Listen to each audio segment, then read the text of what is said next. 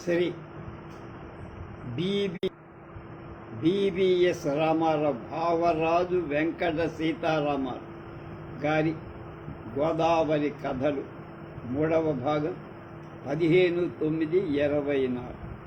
కథ పేరు అది వాడు చేప. అది వాణ్ణి కోరి చేసుకో, వాడంటే పడి చస్తుంది, విడవకుండా వాణ్ణి అంటి పెట్టుకుంటుంది. వాళ్ళకున్నదల్లా ఒక చిన్న అదే వాళ్లకు నీడనిచ్చే గుడి. వాళ్లకు తెలిసి ఉన్న దైవం గోదావరి తల్లి గోదావరి. ఆ తల్లి వాళ్లకు కూడు పెడుతుంది, కూటికి కావలసిన చేపలనిస్తారు. ఎప్పుడు ఆ తల్లినే తలుచుకుంటాం. రోజు గడిచేందుకు పట్టెడు చేపలు చిక్కితే చాలు. చేపల కొద్దీ డబ్బుల కొద్దీ నూకలు, అందులోంచి చీకిపోయిన వలకు చెల్లడుతున్న నావకి చూసుకో. ఆకాశమంత పందిరివాడు, భూదేవంత అరుగు అది.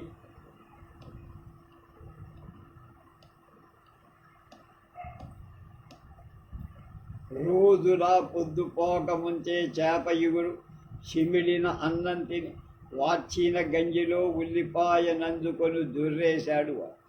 గిన్నెలు కడిగి జల్లిగంప సందడంలో పడింది అది.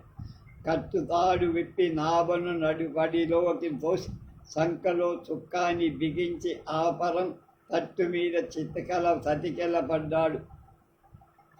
వాడి పేరు లేనిక వాడు అదే. పొట్టి కొంగును బిర్రుగా లాగి రొమ్ములు వీలైనంత మేరకు కప్పుకొని వాడి పక్కన చతికెలబడిందని. పాలరాయి మీద పాదరసంలా దూసుకుపోతుందా నావ. వాడు చుక్కాని కాస్తేనే అంత. తెడ్డునొక పద్ధతిలో కోల కర్రకు తాడీసి దిగి విలాసంగా కూర్చున్న నావ ఒడిదుడుకు లేకుండా సాఫీగా సాగు. ఇంకా చీకటి పడదు. రివాజుగా దాన్ని వాడు ఒళ్ళోకి తీసుకొని పేరు కుక్కడం మొదలెట్టాడు. దాని తలలు పేరున్నాయో లేదో వాడికి తెలియదు. అయినా దాని తృప్తి కోసం ఉత్తిత్తునే అప్పుడప్పుడు గోరు మీద గోరించి కిటుకు అనిపిస్తాడు. అలా కాసిన కిటుకులు విసరడంలో తలభారం దిగినట్టయి మనసు కుదుట పడుతుంది. చలిగాలి వేస్తున్నా వాడి ఒళ్ళో దానికి శమనంగా ఉండటంతో మామ శివరాత్రికి ముంకటేళ్ల పట్టిసీమ సంబరానికి వెళ్దామని మొదలెట్టి ఆలోచనలో పడ్డాడు. అసలే గోదావరికి శీతాకాలం. చేపలన్నీ వరద కాలంలో వడికి ఎదురీది ఎగువకు వెళ్ళిపోతాయి. ఆ శీతకట్టులో వేట సాగాలంటే గోదావరికి ఎగువనైనా వెళ్ళాలి, లేక సముద్రంలోకైనా వెళ్ళాలి. ఈ చిన్న నావ ఆ రెంటికి పనికిరాదు కనుక ఆటుపోటులుండే ఏటి మొగల్లోనే చేపలు పట్ట. శీతకట్టులో వేటంటే కూటి గింజలు మెనక పెద్ద సంపాదన ఉండదు. ఈ పరిస్థితిలో దాని కోరిక తీర్చడం కష్టం అని వాడికి తెలుసు. వాడిని ఎలా ఒప్పించాలో దానికి తెలుసు. చటుక్కున లేచి వాడిని తన ఒళ్ళోకి తీసుకొని వాడి వీపు గోకటం మొదలెట్టింది. మత్తులో పడిపోయాడు వాడు. శివరాత్రికి 4 రోజులు కూడా లేదు. మన చేతిలో పైసా లేదు. పట్టిసీమంటే మాట లేదు. కష్టపడి ఏటాడదాం. బొట్టడి చేపలుంటే చాలు, సొమ్ము చేసుకోవచ్చు. నువ్వు అను మామ అంటూ ముక్కుతో వాడి చెంప రాసింది లా. అబ్బా ఉండవే, నీ పూసల పుడక నా చెంప గీసేస్తోంది. అవునసే, నీ ముక్కుకున్న పూసల తీగ అమ్మేద్దాని. చిన్న మెత్తు బంగారం కదా, 3 రూపాయలు వస్తాయని దాని కేసు. అది ఆలోచనలో పడి దాని చేత సై అనిపించడం ఎలాగో వాడికి చటుక్కన లేచి దాన్ని తన ఒళ్ళోకి తీసుకొని కిటుక్కుమంటూ పేరు కుక్కడం మళ్ళీ మొదలెట్టి అది ఇంకా ఆలోచిస్తూనే ఉంది. అవును సే, నిన్ను ముద్దెత్తుకున్నప్పుడల్లా అది నా మూతికి గీరేస్తోంది. ఈ తీగ పోగ నొగ్గి వరదలు వచ్చాక పుంస చేప పడితే కడ్డీ పడక తగిలించుకోవచ్చు. అది చటుక్కున లేచి వాణ్ణి తన ఒళ్ళోకి తీసుకొని వీపు నెమరస. అయితే మావ, కడ్డీ పుడకకి రాళ్ళుండాల మరి అంది. సింగారెట్టుకుంటుంది. అలాంటిది కొందారిలే అన్నాడు వాడు. నాజూకైన సింగారి సోకులు నెమరేసుకో సి ఆ గుడిసేటి దాని గూసెత్త మాక నాకాడు అంటూ వాడు తోపుతాడు. దబుక్కున వెళ్ళకిలా తొట్టిలో పడ్డాడు వాడు. నావ తుళ్ళిపడి కోపం ఇంకా చల్లారక సుఖాన్ని అందుకొని ఊపుగా తెడ్డేయటం మొదలెట్టి నావ అదిరిపోయి అది ఎప్పుడు తెడ్డేసినా అంతే. వంగులన్నీ వదులైనట్టు నావ ఊగిసలాడిపో. సింగారంటే ఎందుకే నీకెంత కోపం? మళ్ళీ అవరం తట్టు మీదకెక్కుతూ అడిగాడు. అయ్యేల మన పళ్ళు వడ్డ పొలసేపని దాని చేతిలో పెడితే తీయ 30 రూపాయల చేపని మాయ చేసి 200 కమ్మింది కదా అని తెలివి మనకిస్తా, దాని తెలివి మనకేటొస్తుంది అని. చేపని చూసి కొన్నారా? ఆ ఎరినాళాలు దాన్ని చూసి కొన్నారు. నేనొట్టి గుడిసేటి దాన్ని అని దాని ముఖం మీద రాసుంది. అందుకే దాని చుట్టూ చేరతారు నాయాళ్ళు. వాడికి ఆ మాటలు వినపడడం లేదు. వాడి మనసు ఇంకా సోకు బొమ్మ సింగారి మెదులుతో. ఏమావా బండరాయి అయిపోయినావు అంటూ వాడి ఛాతీ మీద వాలి వాడి జుట్టు నిమిరింది. సిరి దగ్గర తుప్పట్టిన ఎనపగడ్డి వాసన వస్తోంది. సింగారి దగ్గర ఎప్పుడు సెంటు నూనె వాసనే అనుకున్నాడు. మావా నువ్వు అన్నట్టు కానీ ఈ ముక్కు పడక నమ్మేద్దాం. వాడి సంపకు సరిచింది సగలుపు తెరుచొచ్చినట్టయింది. వాడికి తెలివి వచ్చినది. సరే ఈ సాగుకార కళ్ళకి అమ్మ చేస్తా. మావా నాకెప్పటి నుంచో ఓ బొట్టు పెట్టి మీద ఉంది. సంబరంలో మంచి పెట్టెలు సవకగా వస్తాయట, కొనివ్వవా? సరేలే కొందారన్నాడు. సన్నాసి కోరిక కోరుకుందున్న చిరాకు మిగిలిన డబ్బెత్తి నాకు సీర రైకా నీకో సెడ్డీ బనీను కొనుక్కోవచ్చు. సరే చూద్దారి అంటూ చుక్కాని లాక్కొని పూల కర్రకు వాటంగా బిగించి శెలకాకు పచ్చ సీర సింధూరం రైకా కొనాలి నాకు అంది. విరగబోసిన జుట్టు పిడికిలోంచి బిగించి కొప్పు చుట్టుకొని కొప్పెట్టుకుంటే సింగారి కన్నా ఇదే బాగుంటుందనిపించింది. వలన్ని తొట్టిలో పరిచి తను వాటి మీద కూర్చొని దాన్ని చెయ్యెట్టుకొని తన మీదికి లాక్కున్నాడు. చుట్టూ పడవలున్నాయి, ఇంకా చీకటి పడలేదన్న జ్ఞానం కూడా లేదు నీకు అంటూ మీదికి వస్తున్న వాడి చేతిని అరచేత్తో ఆపి వాడి పక్కన తను చతికిలపడి. గోదావరి నడుమ రాతి కోట లాంటి ఓ దిబ్బ, దాని మీద ఎన్నో ఆలయ శిఖరాలు, చుట్టూ ఎడారి లాంటి ఇసక తిప్ప. ఆ తిప్పంతా కమ్మేస్తూ చెప్పుకోదగ్గ తీర్థమది, పట్టిసీమ తీర్థం. వరుసగా అంగళ్ళు, నేలపై పరిచిన పాత్ర సామాన్లు, మంచం మిఠాయి దుకాణాలు, అడుగులగుడ టీ కొట్లు, మరెన్నో వింతలు, విడ్డూరాలు, యాత్రకులకు ఆకర్షణ.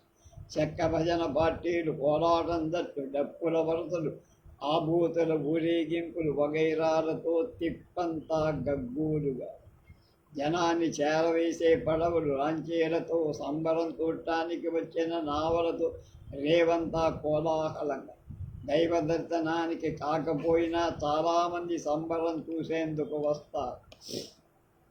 బావా ఈ చింకి సీరతో నేను రాను, నావలో కూకొని అంబరి దింపుదా, నువ్వు బేగెళ్ళి ఓ చీర కొనుక్కురా, శెలకాకు పచ్చడి అందది. చుట్టూ కరజ చూసి కొంగుతో ఒళ్ళంతా కప్పుకొని నావను తెప్ప మీదకెక్కించి డబ్బుచ్చుకొని రిగ్గుమంటూ గుంపులో కలిసిపోయాడు. కాచిన అంబలి దింపి సరంజామా సత్తి పడి చెక్క మీద కూర్చుందని. అప్పటికే జాం పొద్దెక్కడంతో ఎండ చొరకేస్తుంది. ఈడొచ్చేలోగా సంబరం ఇంకా అయిపోయేదా ఉంది అనుకొని క్షణం ఒక యుగంగా వాడి కోసం ఎదురు చూస్తా. గంట గడిచిన జాడల ఏడ తిరుగుతున్నాడు ఈ సచ్చినోడనివి. పురోస్ ఆడ కుక్కున్నా వీటి సంబరం చూడకుండా దూరాన్నించి ఒక పులి కేక వినబడింది. అది స్వట్టమావది కూడా వేటపాలమే. చిన్నప్పుడు దాన్ని వాడికిచ్చి కట్టబెట్టాలని చూశారు. వయసు వచ్చాక ఈ సొట్టాడు నాకొద్దని వీణ్ణి కట్టు. ఓరి మావ, ఆ సచ్చినోడు నన్ను నొగ్గేసిపోయినాడు, చీరల కొట్టు కాడుంటాడు, నువ్వెళ్ళి చూసిరా ఏ రంగైనా సరేనని చెప్పి కొనేసి బీగి రమ్మను, పొద్దు కూకి పోతాది పోనాది అని కేకెత్తింది స్వట్టమ. సరే నువ్వు వాడే కూకో అని గుంపులో మాయమయ్యాడు స్వట్టమ. పొద్దు నెత్తికెక్కింది వాడి జాడల, ఆరాటం పెరిగింది, ఒళ్ళంతా చెమటలు పట్టాయి, తీర దర్జి ఒంటికి అంటుకుపోయి చుట్టూ ఉన్నవాళ్ళు తనకేసి అదోలా చూస్తున్నారు. బిక్క చచ్చి గోళ్ళు కొనుక్కుంటూ కూర్చు అంబడి తాగుదామని గెలిన ఒలక పనులో కోసం ఇతవు కాల గిన్నెని గోదావరిలోకి పంపేసి నావ తట్టు మీద నిలబడి పాదాలెత్తి తీర్థమంతా కలిగి చూసి దూరంగా ఉన్న రంగుల రాట్నంలో గుర్రానెక్కిన ఓ దున్నపు హంసనెక్కిన పడుచు దాన్ని కొంగట్టుకోవటానికి ప్రయత్నిస్తాను. ఆ దున్నపోతు వెనకే గిరగిర తిరుగుతున్న ఉయ్యాలలో పడితేలాంటి గోచిరాయుడకుడు నల్ల కళ్ళజోడు తగిలించుకొని పక్కనున్న పచ్చ తీరతో సరసాలడు. వాడే తన ముగుడేమో అనిపించినా ఛా కాదులే అని ఊరు. పొద్దు పడమటికి వారిందికి దాని సకలం చచ్చిపోయి వాణ్ణి వదిలేసి నా పట్టుకు చక్కా పోదామనుకుంది. తిప్పును తప్పిస్తుంటే స్వట్టమావ బగులుస్తూ ఓ సొసి నీ మొగుడు సింగారి కొంగట్టుకు ఎలాడుతున్నాడు. కొయ్య బారిపోయి గుడ్డ పగించి చూస్తూ వండిపోయి, అవును అమ్మతోడు, నువ్వు చెప్పావని చీరల పుట్టికాడికి వెళ్ళినా అక్కడ లేడు. ఓలంత దూరంలో మిసమగానుగా కాడ చెరుకు రసం తాగుతున్నారు శృంగారి ఆడు. వాళ్ళక్కడి నుంచి గాజుల కొట్టుకెళ్ళారు. అది గాజులు వేసుకుంటుంటే 7 నోట్లో నల్ల కళ్ళద్దాలెట్టేసుకొని కొట్లో చూసుకున్నాడు. అది బాధేదని లాగేసి ఇంకో కళ్ళజోడు తగిలించిందాను. అదే రెండింటికి డబ్బులు ఇచ్చాడు. ఎంత ఇచ్చాడు? నారికెరిక నేర్ దాని గుడిసేటి కాపురం బుగ్గైపోను అంటూ గొల్లు మంది కూలబడింది. అది కాసేపటి తేరుకొని అది నీ చీర కట్టుకు ఏ చీర కట్టుకుందంది అడిగి.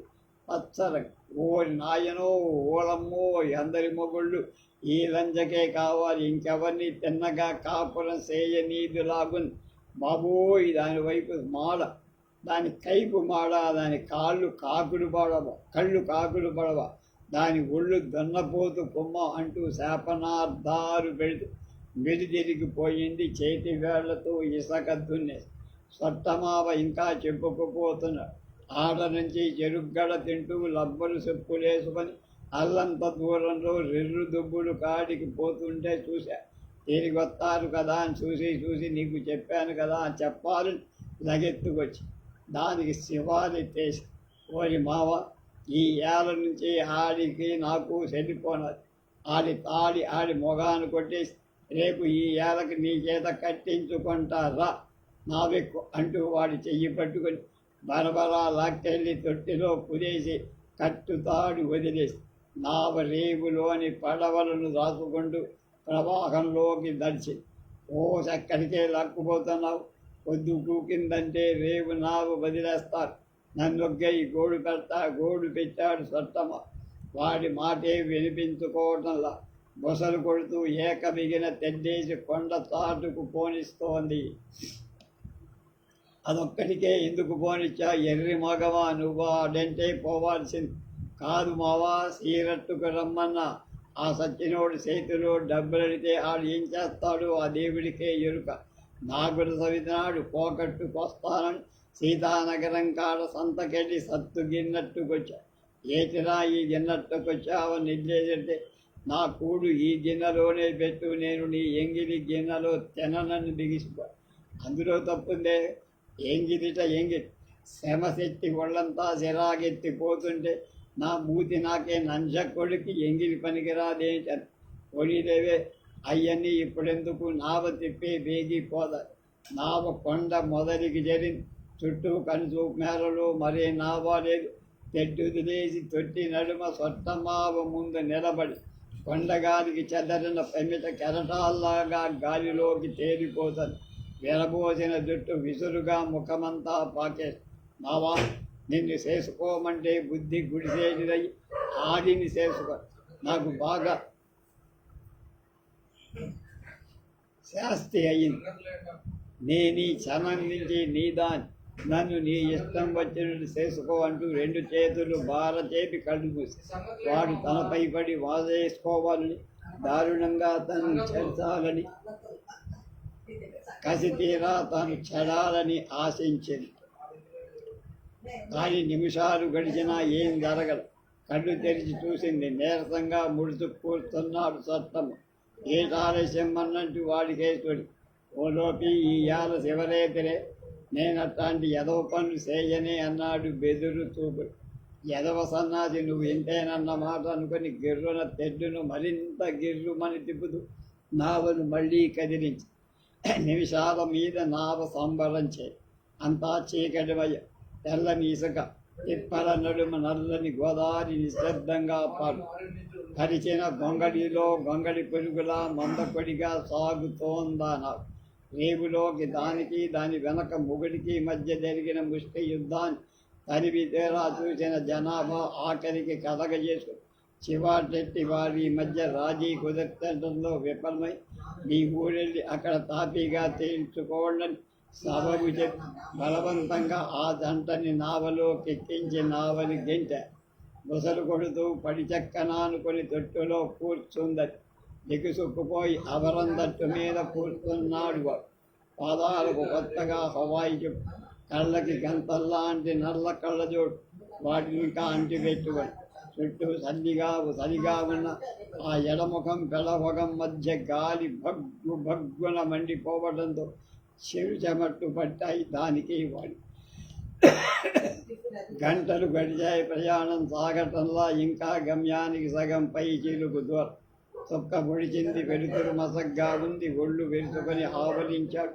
ఏదో అలికిడన్నట్టుగా తాటి దూరం లాంటిది నీటిలో దూసుకుపోతున్నట్టు ఏమిటో తెలుసుకోవడానికి తొట్టలో తన వల తీసి యాదాలాపంగా విసిరాడు.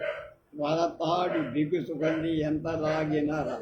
నీటిలో పెద్ద బుడగలు వచ్చాయి. ఆ బుడగలు చీల్చి 2 గజాల ఎత్తు తెగిరింది ఏదో ఆకారం. అదో పెద్ద చేప పసిగట్టాడు.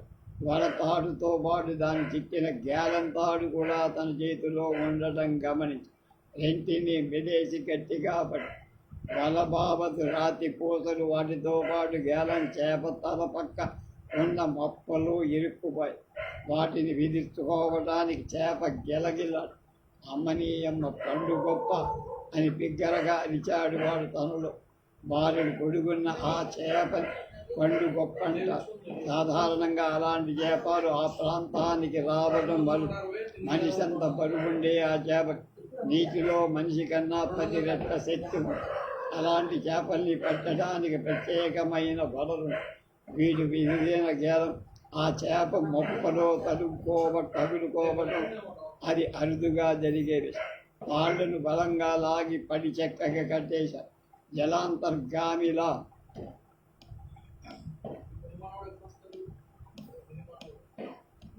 అది చూసి పక్కున నవ్విందది. తెగిన చెప్పులను గోదాట్లో విసిరేశాడు పౌరుషంగా. ఆ 2 వస్తువులు అలా గోదాట్లో కొట్టుకుపోతుండే సింగారి కొట్టుకుపోయి పేడ వదిలినట్లు అనిపించి అప్పటి ఏమీ పట్టించిందా అని దాల్లా ఆవరిస్తూ ఒళ్ళు విరిచి తన వల తీసి చేపకేసి ఒడుపుగా విసిరింది.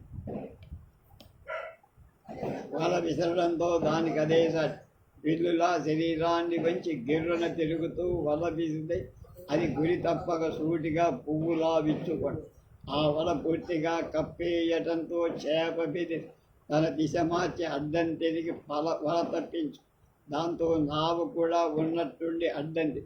ఆ క్షణంలో వలపాతాడు కాస్త వదులవడం అది గమనించి దిగియలాగి కొయ్య పెట్టెకి చుట్టేశాడు.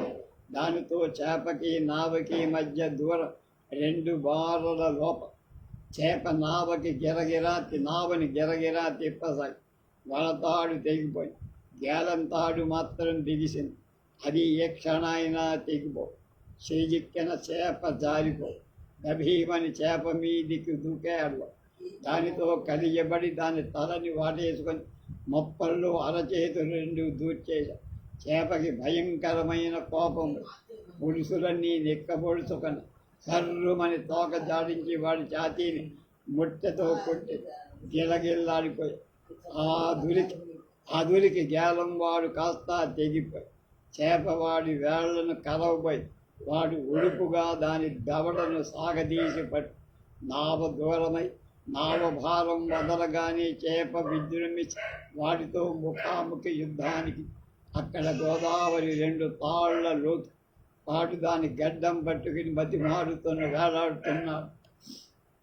ఉన్నట్టుండి వాడికి లోతులోకి ఏడ్చేసి వాడు బాణంలా దాంతో పాటే దూసుకుపోతాడు. మరుక్షణం జువ్వలా నీటి పైకి లేచి వాడు పైకి తేలి చుట్టూ కలిసి చూసి నావ బాగా దూరమైపోయి మళ్ళీ వాడిని లోతులోకి లాగేసి అలా పైకి కిందకి ఈదుతూ వాడి పట్టు వదులుకోవడానికి ప్రయత్నిస్తోంది చేప.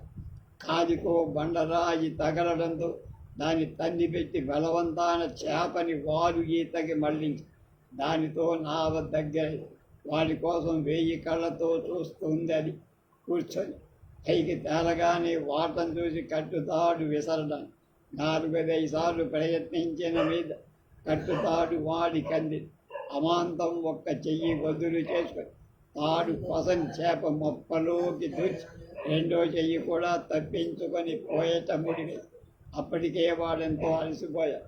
తాటట్టుకు పైకి తేలి నావై ఉన్నట్టుండి చేప లోతులోకి దూసుకుపోయి దాంతో నాకు ఒక పక్క వాలి మరి కాస్త వాడితే తొట్టిలోకి నీళ్లు ఎక్కి మునిగిపోయి అప్పటికే తొట్టిలోకి చాలా నీళ్ళెక్కాయి. వాడు అది నీటిలోకి దిగి నావ అవతలకి పక్కనకు వేలాడాడు. నావని తూకంగా ఉంటాడు. చేప స్తబ్దురాలైపోయి అది కాసేపు తేద తీసుకొని మళ్ళీ విజృంభిస్తున్న సంగతి వాళ్ళకి తెలుసు, వాడికి తెలుసు, దానికి తెలుసు. ఉసై నువ్వు కోలేసి పెరకున్న కాడికి నావను పట్టి నేను రొట్టెలతో నీళ్ల తోడేస్తా అనడమేమి.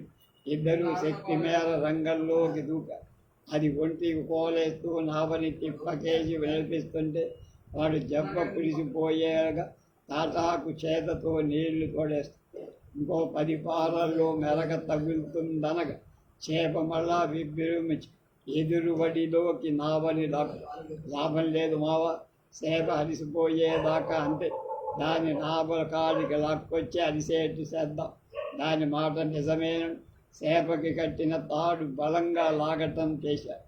అది వాడికి తోడై ఇద్దరు తొట్టిలో వంగులను తన్ని పెట్టుకొని తాడు లాగటం మొదలుపెట్టి ఎంతో శ్రమతే పడితే కానీ మూలెడు కాక ముందుకు రాదు. మూలెడు కాక ఇద్దరికీ కసి పెరిగి పళ్ళు బిగించి శక్తినంతా కూడ తీసుకొని తాడు లాగి తాడు తెంపుకోవటానికి చేప బాలుడు ఎత్తు గాల్లోకి ఎగిరి దాంతో తాడు వదులవడం దానికి బిగించేయడం తుడిలో జరిగిపోయి ఇప్పుడు చేప నావలో గజం లోతులో ఉంది.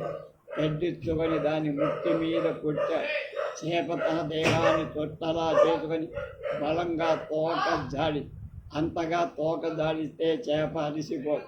కాబట్టి కొయ్యకర్ర దాని ముట్టి మీద తెగబాదుడు బాదటం మొదలుపెట్టాడు. వాడు కాసేపటికి చేప నిశ్చలమైపోయి తక్షణం వాడు తెడ్డు అది కోలా పుచ్చుకొని నావని ప్రవాహానికి ఏటబారుగా ఇసగ తెప్ప వైపు మళ్ళీ నావ బాబతు మాకు తిప్పలోకి దూసుకుపోగానే కట్టుతాడు విప్పి చేపను తిప్ప మీదికి లాక్కుపోదామనుకున్నాడు. గుడి విప్పుతున్న వాడిని చూడగానే చేప ఉగ్గురు రాలి బలంగా తోక దాడి వాడి వీపు తట్టు రేగిపోయి దాంతో వాడికి రోషం వచ్చి మొప్పట్టుకొని మూల కొయ్యలు దాని గొంతులో దిగేసి చేప చచ్చినట్టు చేపని గట్టుకు చేర్చేసరి వాళ్ళిద్దరికీ ఎక్కడ లేని నీరసం వచ్చేసి ఏదో విజయం సాధించామన్న గర్వం కన్నా అది పెట్టిన యాతనకు గండం తప్పినట్టయింది. రెప్ప వాల్చకుండా రెప్పలు లేని చేప కళ్ళను చూస్తూ ఉండిపోయారు ఒకరుస్తూ. నా శారీరంగా ఈయాలే మనకు శివరేతి సీతలు రైకలు గాజులు పట్టీలు ముక్కుబడగ రింగులు సెంటునైన గుట్టు పెట్టే అన్నీ తెనిస్తాలే అంటూ లేచాడు. నువ్వు అలాగే ఏమంటావు? అవన్నీ ఆ సింగారి నంజకే కొనెత్తాబంది. చెయ్యి నేను వద్ద తమాక నాక దాని సోకుమాడ అది పైన పటారు అంతా ఎముకల గూడు 10 జనవలు ఎత్తినా దానికి నీ నిండు రాదే అంటూ తన వైపుకు తిప్పుకున్నాడు. దానిని బళ్ళున తెల్లారింది. మైరా రేవు దాటడానికి నావ కోసం టిక్కెట్టు కొనబోతుంటే కట్టుతాడు కురికేసి దౌడ తీసింది కుక్క. దాన్ని పట్టుకోవటానికి పరగడుపునే చెడుగుడు అలవాటే మన్మధర కుక్క పిల్లని సంకలో బిగించి రొప్పుతూ రేవు చేరేసరికి నావ కాస్త వదిలేశాడు సరం. ఇదిగో సరంగు, కాస్త ఆగు, నన్ను కూడా ఎక్కించుకో, అవతల రేవులో బస్సు వెళ్ళిపోతుంది. నిన్నే టిక్కెట్ కొన్నాను, చిల్లర లేదంటే 30 పైసలకు ఏకంగా రూపాయి ఇచ్చాను. రేవు గుమాస్ ఆపవో, బస్సు అందకపోతే ఆఫీస్ టైంకి అందుకోలేదు, కొంపలు అంటుకుంటాయి నాకు. ఇదిగో నిన్నే అదనంగా రూపాయి ఇస్తా. 2 పుచ్చుకుంది కానిలే, పోనీ 5, సరే ఆగు 10 ఇస్తా అని ప్రాధేయం. ఆ అబ్బాయి గారేదో 10 రూపాయలు ఇస్తానంటున్నారు, వెనక్కి మళ్ళించి ఎక్కించుకోకూడదా పోలయ్య అన్నాడు నావ సరంగుతో. నావలో కూర్చున్న తత్వం పాడుతున్న కళ్ళు లేని బైరాగి తెరతాప దించి ఒడ్డేసి నావని వెనక్కి మళ్ళించాడు సరంగ్. అమ్మయ్య అనుకున్నాడు మన్మథం.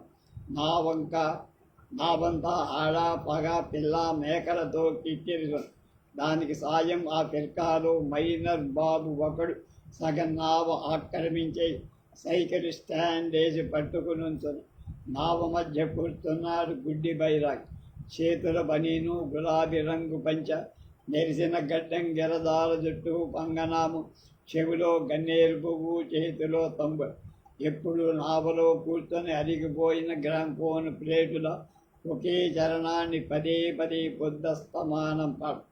బైరాగి లేకుండా రేవులు ఏ నావ కదలదు. బైరాగి చుట్టూ కూలీ నాలీ చేసుకునే జనం కూర్చొని పాటను శ్రద్ధగా వింటారు. ఏ తీరుగా నన్ను దయచూసెదవో రామా, అది బైరాగి జనం. మన్మథన్ నావ కుడి పక్క చెక్క మీద కూర్చొని ఒళ్ళోని కుక్క పిల్లని దువ్వుతూ మచ్చిక చేసు తెరతాప విట్టి కొయ్య మీదకెక్కిస్తూ బాబుగారు తొట్టెలో కూర్చొని మెరకున్న కాడ గనెయ్యటానికి అడ్డొస్తారన్నాడు సరంగ్. పర్వాలేదు, నుంచుంటా అని నుంచోబోయాడు. గాలిపోటు ముదిరిందంటే పరమాను కాడ పీక్కి చుట్టుకొని తూలి గోదాట్లో పడగలరు తమ. మీకు సాయం సంఖలో కుక్క పిల్లో, అది ఈదయ్యగలనుకోండి, మరి మీకు ఈదొచ్చో లేదో మానుకోండి. అయినా మధ్యన నాకెందుకు మీ ఇత్తమ్మన్నాడు తెరతాప తాడను కట్టడంలో సరంగుకు సహాయపడుతున్న ఓ రైతన్న. బాబుగారు, మాకు దగ్గర కాళ్ళ చుట్ట ఒకటి ఉండాలి, తాళ్ళ చుట్ట, దాని మీద కూర్చోండన్నాడు బైరాగి. నావు ముందు భాగాన్ని తాళ్ళ చుట్ట కనబడింది. దాని అడుగు ముందుకేశాడు మన్మథం. నెమ్మది నాయన, ఈ మడిజాడి ముట్టుకోగలవు, కాస్త అసుంటా నడువు హెచ్చరించి తాళ్ళ పక్క కూర్చొని చిన్న సైజు దాడిని కాపలా కాస్తున్న ఓ నడి వయస్సు మనిషి తాళ్ళ మీద తగ్గి కలబడ్డాడు. స్థలం మార్పుకి విసిగేసిన కుక్క పిల్ల భౌమ దాని అదుపుకు అదిరిపడి మే అంది పిల్ల మేక.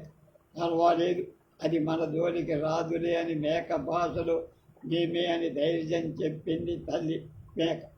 ఈ తీరుగాని పాడుకుంటున్నాడు. బాబుగారు, కుక్క పిల్లలు పెంచుతున్నారా? మంచి జాతి కుక్క, కామోసు తొమరిది అన్నాడు. కాదు రహస్, అది ఓర కుక్క. కరణం గారి జాగిరన్ డాక్టర్ గారి సీమ కుక్కలతో క్రాసింగ్ అయి ఈ మధ్యన పిల్లని ఊరంతా పంచిపెట్టాడు కళ్ళ. దాని బాపతే అయి ఉండాలి ఇది అన్నాడు మైనర్. కుక్క పిల్ల భుజాలు తడుపుకోవడాన్ని మన్మథన్ చూడల. మైనర్ దేని ఊర కుక్క అన్నందుకు ఒళ్ళు మండి, ఈ పల్లెటూరి బయటికి కుక్కల గురించి ఏం తెలుసులే అని ఊరుకొని. అయితే బాబుగారు, కరణం గారికి మీకు చుట్టమా అన్నాడు బైరాగి. ఆ కరణం తన మాము అన్నారు, లేక తను కరణం అల్లుడి అన్నారు తెలుసుకునేలోగా మీరు వారి అల్లుడు గారా అని అడిగేశాడు నువ్వు అని టూకీగా సమాధానం చెప్పాడు. ఈ ముష్టాడుతో కబుర్లేమి. కరణం గారి అల్లుళ్ళందరివి పెద్ద ఉద్యోగాలని చెప్పుకుంటారు. తనను కూడా ఏదో గొప్ప ఉద్యోగం చేస్తూ ఉండాలి. వీడికి ఇవన్నీ చెప్పడం ఏమిటి ఊరుకున్నాడు. కానీ అందరూ తన వైపే కుతూహలంగా చూస్తున్నారని గ్రహించి గుమాస్తానని చెప్పుకోవడాన్ని ఆమె ఆశపడి కాకినాడ స్టేట్ బ్యాంకులో పని అన్నాడు కప్పలు.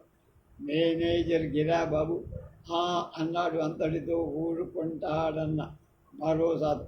మరక్కడ కృష్ణమూర్తి గారు కదా మేనేజరు, వారిది కోనసీమేలండి. మహారాజ్ రేవు దాటినప్పుడల్లా పలకరించి రూపాయి దానం చేసేవారు. ఆయన కింద అసిస్టెంట్ మేనేజర్ని బుకాయి. వారి అసిస్టెంట్ భయగోవిందం గారు కదా పనిచేస్తూ ఉంటారు. గొంతులో పచ్చి వెలక్కాయ పడింది. ఈ గుడ్డి ఏమో పేరు, ఎన్ని వివరాలు ఎలా తెలుసా అని ఆశ్చర్యం. వారు పంట భూముల లావాదేవీలు అప్పుడప్పుడు వస్తూ ఉండేవాళ్ళని ఏ మాట కామాట చెప్పుకోవాలి. నా చేతుల్లో ఎప్పుడూ గుప్పెడు చెల్లల పోసి వీడు దొంగ కదిలేస్తున్నారు. కొంపతీసి బ్లాక్మెయిల్ చేస్తాడేమో అని భయపడి పర్సులోంచి 2 రూపాయల కాగితం తీసి ఇదిగో ఇందా అని 2 అడుగులు ముందు వేసి బైరాగి చేతిలో వేసి ఆ 2 అడుగులు ముందు వేస్తుంటే అసుంటా జాడీ ముట్టకు తగలయ్యగారు అని గోడెమ్మ గొంతు జంతు. ఎవరు సోలమ్మ గారా? అమ్మాయిని చూడటానికి పట్నం పెడుతున్నారా తల్లి అని పలకరించాడు బైరాగి. ఆవకాయ రోజులు కదా, అమ్మాయిని బొత్తిగా ఆడదిక్కులేని సంసారమై కాస్త సాయం చెయ్యటానికి వెళ్తున్నానంటూ కొంగుముడిలోంచి 5 పైసలు తీసి ఇలా అతనికి ఇవ్వని పక్కనున్న షావుకారికి అందించి, షావుకారు ఇంద ఆయనకి అంటూ ఆ అడ్డ పొగ పీలుస్తూ బండ కొడవలితో వీపు గోక్కుంటున్న గడ్డి మోపావిడికి అందించి నొట్టులోంచి చుట్ట తీసి గొప్పన పొగవది. ఇదిగో చూసుకో 5 పైసలు అంటూ బైరాగి చేతిలో పెట్టింది ఆ గడ్డి ఎవరు చిట్టమ్మ? కమ్మని పొగవాసన తగలగానే అనుకున్న నా పక్క కూర్చుంది చిట్టమ్మే. ఇందరు చుట్టలు కాలుస్తారు కానీ నీ దగ్గరున్న కమ్మదనం ఎవరికి రాదంటే నమ్ము చిట్టమ్మ అని పొగిడాడు బైరా. చిట్టమ్మ ఐసైపోయి బొడ్లోంచి 4 పొగాకు పాయలు తీసి ఓ పాయ ఇవ్వబోయి 3 పాయలు ఇచ్చేసి అందుకున్న పొగాకు బాపతు ఘాటు వాసన పేరు చిట్టం ఎప్పుడు చిట్టమే అని మెచ్చుకున్నాడు బై. అలా అనగానే పక్కనున్న అప్పాయమ్మ పౌరుషం వచ్చి బుట్టలోంచి అమ్మకానికి తీసుకు వెళుతున్న మామిడి పళ్ళను ఓ పుంజుడు తీసి ఇంద అని బైరాగి ఒళ్ళో వేసి అప్పాయమ్మ చేతికి ఎముకలుండవు, ఎంత అందితే అంత. అప్పాయమ్మా, నిన్ను అందరూ చక్కని చొక్క అంటారు. నీ అందాన్ని నీ మనస్సులో చూస్తున్నా, నీ అందాన్ని నీ మంచి మనసులో చూస్తున్నాను తేరగా పొగిడాడు బైరాగి. అప్పాయమ్మ మరింత పొంగిపోయి మరో 2 పళ్ళు తీసి ఓలయ్య మామ ఇందా అంటూ సరంగు చేతికని అలా నావని కమ్ముకు బతుకుతున్నాడు పాపం ఈ గుడ్డివాడని ప్రతి వ్యక్తి సానుభూతి చూపిస్తాడు బైరాగి. నావకి కట్టాల్సిన 30 పైసలు కాక బైరాగికో 5 పైసలు కూడా లెక్కేసుకొని రేపుకొస్తారు అందరు జనం. ఇంత కొంచెం ఆలస్యం అన్నట్టు తక్కిన వారు కొంగు ముళ్ళు పంచకుచ్చెళ్ళు తడుపుకొని బైరాగికి వరుసగా ముడుపులు చెల్లి తిరిగి వచ్చేటప్పుడు ఇత్తా తాత అంది. అలా ఇవ్వనందుకు బాధపడిన ఓ పల్లెబడు, ఎవరు నాగమల్ల, ఏంటి పిల్ల పనిలోకి ఇంత లేటుగా వెళ్తున్నావు? బైరాగి ఇవాళ గుట్టువాడ రోజు అంది. బిగ్గా కప్పుకున్న ఓణి కొస ముందుకులా గాలికి ఎగరకుండా గట్టిగా పట్టుకు తెల్లదారంతో కొట్టిన నల్ల రంగు జాకెట్, చాలని చెలకాకు పచ్చు ఓణి, వెలిసిపోయిన పరికిని, గోసి మెడ, చెంపల్లో చాటెక్కు సీతాకోక జిరగ, ఉప్పులో మందార పువ్వు, దాయలేని నిండు యవనపు అంగ సౌష్ఠవంతో పంచకళ్యాణిలా ఏపుగా పువ్వా నాగమల్లి అనే పల్లెపెడు. ఆ పడుతు పక్కనే నుంచున్నాడు మైనర్ బాబు. ప్రతి కదలికలో ఆమెలోని అందాన్ని అడపాదడప కళ్ళతో జొర్రేస్తూ తెడ్డు ఊపి నావ అల్లల్లాడుగా కుదుపుకి తన మోకాలితో ఆమె వీపును రాపాడిస్తూ బొరపాటం తీర్చుకుంటున్నాడు. ఏమీ ఎరగనట్టే ఆకాశంలోకి ముందుకు జరిగితే పళ్ళబుట్ట, వెనక్కి జరిగితే మోకాలు పోట్లు, ఒక పక్క సైకిలు, మరో పక్క మేక పద్మవ్యూహంలో చెక్కడినట్టు దిక్క తెచ్చి బిగుసుకుపోయిందా పంచగ. వీపు మర్దానికి ఒళ్ళు పులిసిపోయి ఇంకా భరించద చెంప పన్ను తీసి బలంగా మైనర్ కాలి మడం మీద కసిగా పోటు పొడిచి మేకలున్న కేసి జరిగి కూర్చి ఏమిటి అమ్మా అన్నాడు పిల్ల మేకకు కొప్పులోని మందారం నోటికి అందడంలో ఉప్పుతో సహా వీసేస్తోందంటే సీపాడు అంది నాగమ. ఈ రెండు పదాలు ఒకేసారి వినపడంతో ఏమిటా అని చూశాడు అటు బైరాగ్. శరణం ఆపి తన చెవులటు సారించి మైనర్ భుజాలు తడుముకొని ఆ చేత్తోనే జేబులు కూడా తడిమి ₹1 కాగితం తీసి బైరాగ్ ఇచ్చాడు. ఎప్పుడు ఇవ్వనివాడు. అదేంటి బాబు, కూలాళ్ల మధ్య నుంచున్నారు కామందులు, రాసుగా తాళ్ల చుట్ట మీద బాబుగారి పక్కన కూర్చోలేకపోయారు అన్నాడు బైరాగి ₹1 కాగితం మడిచి జేబులో వేసి. పర్వాలేదని కాలర్ సర్దుకొని హ్యాండిల్ బార్ మీద మద్దల కొడుతూ దిక్కులు చూడసాగాడు మైనర్. సూది పోటికి రక్తం కాలి నొప్పి పడుతున్నా కెక్కురమ. ఏ తీరుగా అని మొదలుపెట్టాడు. కుక్క బహుమంది, పిల్ల మేక మేగంది, తల్లి మేక మేమే అని. దూరం నుంచి బస్సు బాబదు గ్యాస్ హారన్ గావు కేకలా వినబడి కంగారు పడ్డాడు మన్మథం. బస్సు వెళ్ళిపోతుందా? మీరేం కంగారు పడకండి బాబు, ఈ నావ వెళ్తే కానీ బస్సు కదలు అని గ్యారంటీ ఇచ్చాడు బైరాగ్. వీడికి కర్ణపిశాచం ముందు కాబోలు అని ఆశ్చర్యపడ్డాడు. కుక్క పిల్ల మళ్ళా మేక పిల్లమే, ఎందుకలా చెబుకోసన మేకలా అరుస్తావని మేక భాషలో మేమే అని కోప్పడింది తల్లి. ఏ తీరుగా అన్నాడు మళ్ళీ. మన్మథరావు మొదలు కుదిరబడి చల్లని గోదావరి హాయిగా వీస్తున్న పైరుగా అద్భుతమైన ప్రకృతి సౌందర్యం అమాంతం అతన్ని పూనేసి మరిసి శూన్యంలోకి చూస్తున్నాడు. కెవ్వుమని పిడుగులా కేకెట్టింది స్వరమ్మే అని గోధుమ. ఆ కేక ఆకాశం మదిరింది. గోదావరి స్తంభించి సరంగు హడలిపోయి చీకుతున్న మామిడి టెంకను గబుక్కన మింగేసి చుక్కాని వదిలేసి, చుక్కాని లేని నావ అటు ఇటు పడి ఆ దుఃఖపికి సైగలు పడగా దాన్ని పట్టుకోవడం మాని ఇటుపడి దొరికింది ఛాన్స్ అని నాగమల్లి మీద పడి వాటేసుకున్నాడు మైనర్. నీ జిమ్మడ అని మైనర్ బలంగా ఓ తోపు తోసింది నాగమ. దెబ్బతో అప్పాయమ్మ చిత్తమ్మల మధ్య మామిడి పండ్ల గంప మీద దభామని బోర్ల పడ్డాడు. మిగిలిన పండ్లు చెతికి చెందగా రసం కాస్త చిత్తెమ్మ మీద పడి కంగారు పడ్డ చిత్తెమ్మ అడ్డ పొగ బాబతు నిప్పు నాలి కంటుకొని తుప్పుమని ఉమ్మేసిందా చుట్ట. అదెళ్ళి బైరాగి ముఖం మీద పడి బైరాగి బెదిరి తంబూరాను గట్టిగా మీట తీగ తెగి ఎగిరి సాగుకారు పేకకు చుట్టుకొని బాబోయ్ అంటూ డబ్బుల సంచిని గట్టిగా పట్టుకొని కళ్ళు మూసేసుకున్నాడు షావుగా. ఇవన్నీ ఒక్క త్రుటిలో జరిగిపోయాయి. అయ్యో అయ్యో అని గావు కాగబెట్టింది స్వరం. అందరూ అటు చూశారు. నున్నగా కనబడ్డ జాడీని చూసి ముత్తడబడి కాలెత్తి హాయిగా తడిపేస్తోంది కుక్క. చిచి అంటూ కుక్క పీక పట్టుకున్న లాగాడు మనం.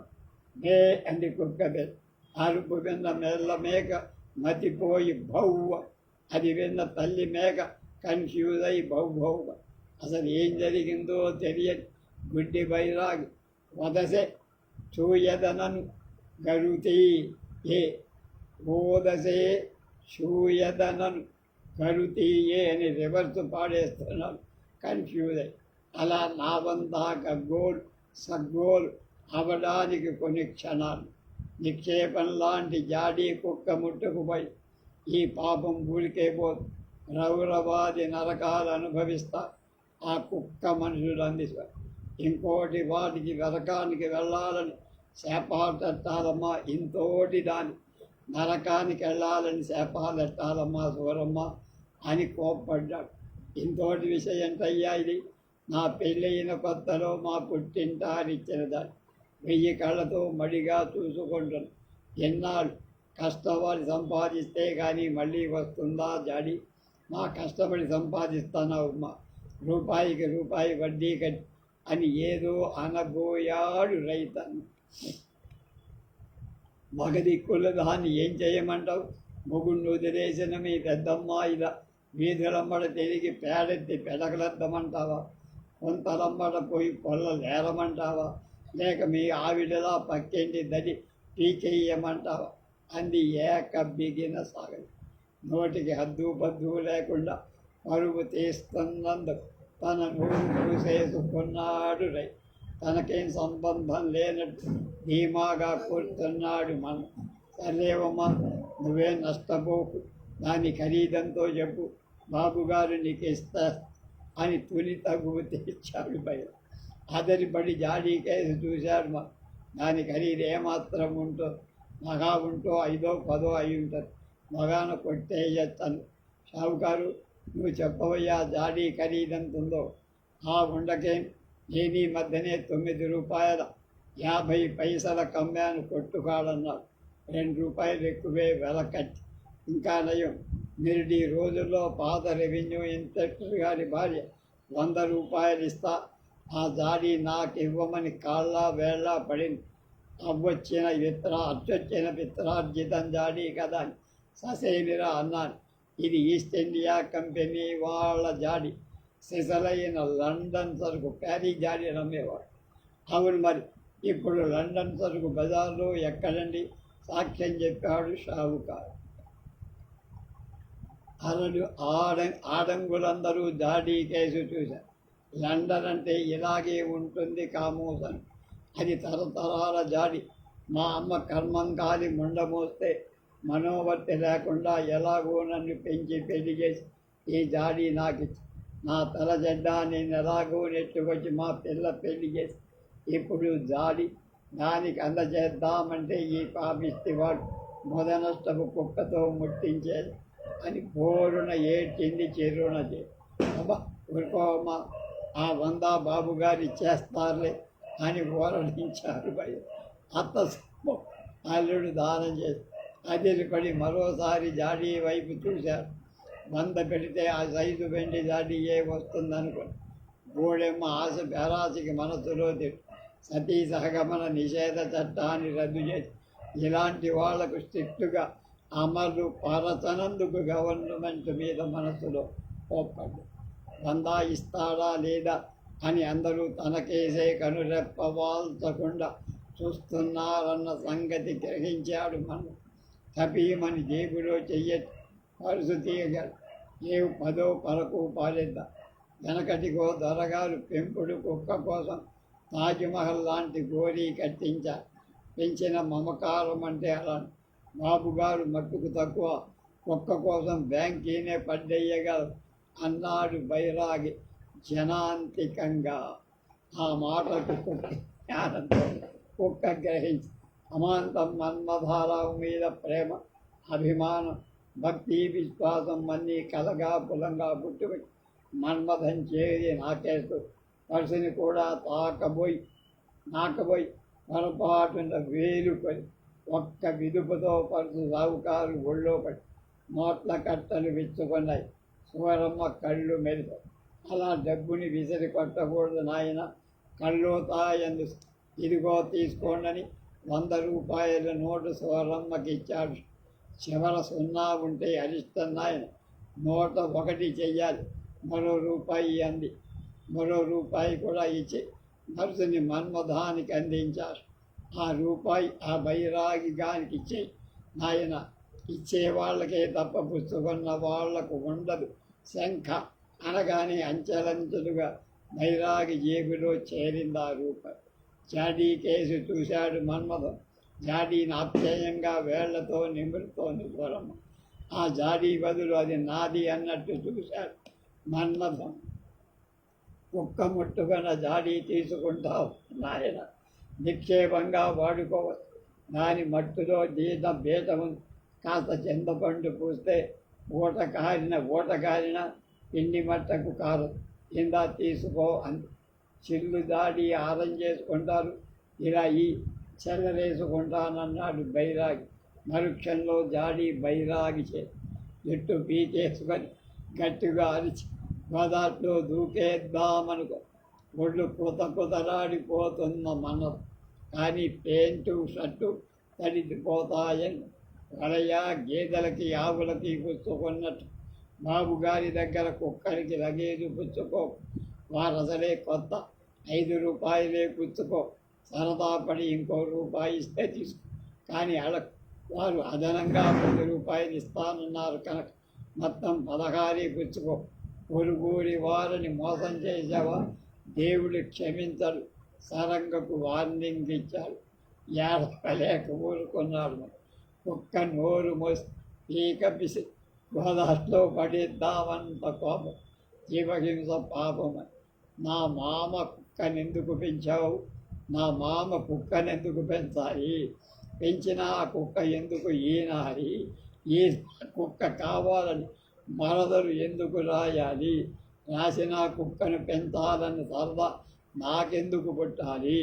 పుట్టినా సెలవు చూసుకోకుండా నేనెందుకు బయలుదేరాలి? పేరిన ఈ కుక్కకు ఒక గొలుసు ఎందుకు కొనకుండా రావాలి? వచ్చిన సంకలోంచి కుక్కను ఎందుకు జార విడవాలి? జారిన ఆ కుక్క జాడీనెందుకు పావనం చెయ్యాలి? ఇలా గొలుసు కట్టుగా ఆలోచించుకుంటూ నిశ్శబ్దంగా గొంతుకు చించుకుంటూ తనే ఆడిపోసుకుంటున్నాడు. మన కుక్క బహుమంది నోర్మయ్య అన్నాడు.